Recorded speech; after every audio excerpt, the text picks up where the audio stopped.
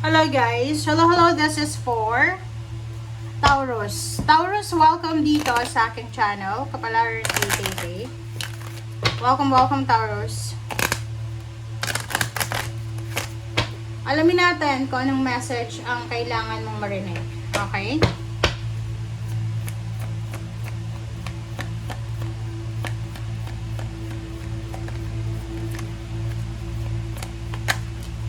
Okay, Taurus, number 4, courtship. And, OMG. Okay, babae ka ba or lalaki? Kasi ang nakikita ko sa'yo dito, merong mga Taurus na siguro in a relationship na kayo. Okay, sabihin na natin may asawa ka or live-in partner, boyfriend, girlfriend. Ang problema dito, may nagkakagusto sa'yo. Pwedeng babae ka, may nanliligaw sa'yo. Lalaki ka, may nagkakagusto sa'yo. Pero, in reality, parang pakiramdam mo, you're imprisoned eh. 'Di ba? Parang ang pakiramdam mo,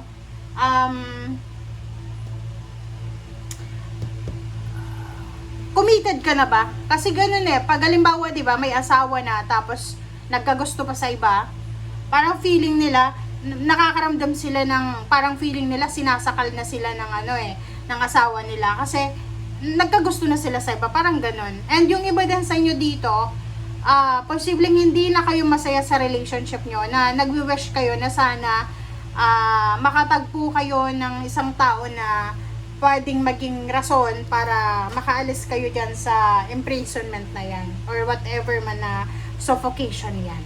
Okay?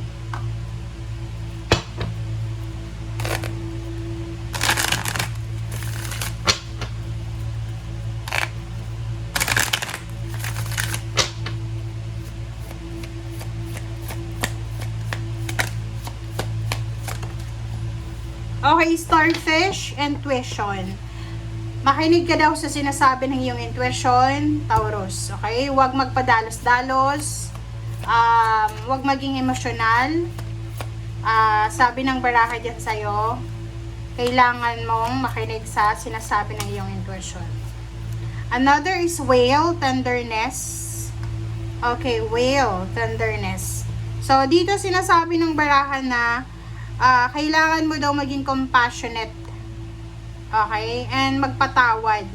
So, Taurus, kung may mga grudges and resentments kayo, okay? Kung punong-puno ng resentment, okay? Kung punong-puno ng resentment or grudges yung puso nyo, sabi ng baraha sa inyo dito, oras na para magpatawad kayo. Okay? Kung kailangan magpatawad, magpatawad.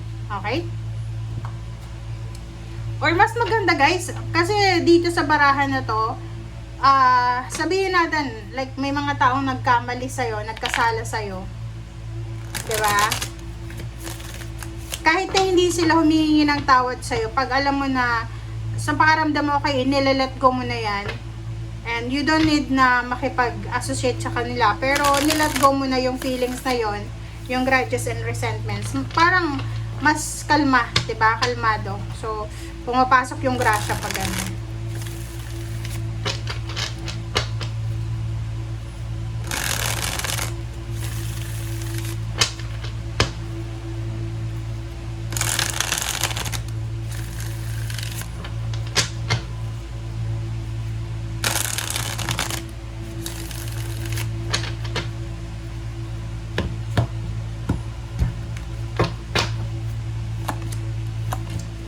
Okay, 7 of fire, number 12, 7 and 12, 3. So, sinasabi ng baraha sa'yo dito na parang mixed emotion siya, Taurus.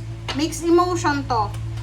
Pwedeng love life or pwedeng yung emotion mo lang yan. Parang sinasabi ng baraha na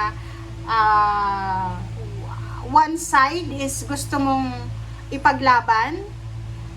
Gusto mong maging parang strong na ipaglaban. On the other side, ay gusto mo nang tumigil. Parang love life yan. Na yun, may mixed emotion ka na parang gusto mong ipaglaban yung relationship or i-give up na lang. Parang gano'n. Pa-comment sa comment section, guys. Okay, Ace of Water and Knight of Earth. Another is 8 of water. So this one, water sign. So this is your sign. O, diba? Sabi ng bara sa'yo dito, if you're planning to travel, to relocate, Taurus, sabi ng bara sa'yo dito na ihanda mo yung sarili mo. Kasi, lalo kung lalaki ka, lalaking Taurus, kung lalaki kang Taurus, ang plano mong pumunta ng ibang bansa, or umalis dyan sa kinalalagyan mo sa ngayon, magplano mong lumipat ng business, ng trabaho, or whatever man. Sabi ng bara sa'yo dito na posibleng makukuha mo yung hinahanap mo. Mahahanap mo, it's either you're looking for a good job, good salary, or love life. Mahahanap mo yan sa malayong lugar. Okay? Okay, Justice. There's a karma coming, oh. 'Di ba? In the near future to, guys. Malapit na. So, pwedeng August siya. Okay? August. Maghintay ka. Kasi you still have 2 months, 62 days. Ano ba? 60 days? Ano ngayon? June, July. O, diba? How many days na yung June? Diba? 12 ngayon. 12, 15, 16, 17, 18. 18 plus 30. Parang gano'n. So, maghintay ka kasi parating na siya.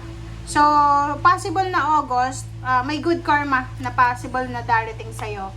Pwedeng may kakasal, may contract signing, may bagong trabaho, new love life, new place of work, basta maraming good karma.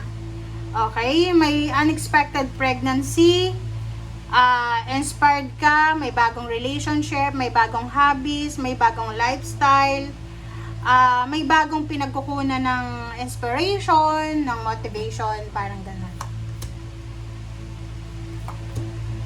Diba? Ang sabi ng bara sa'yo dito, Taurus, na kung gusto mong maging masaya daw, gusto mong makaalis dito sa negativity, sa worries, and insomniatic na situation, kailangan mo ng mag-take ng risk. Okay?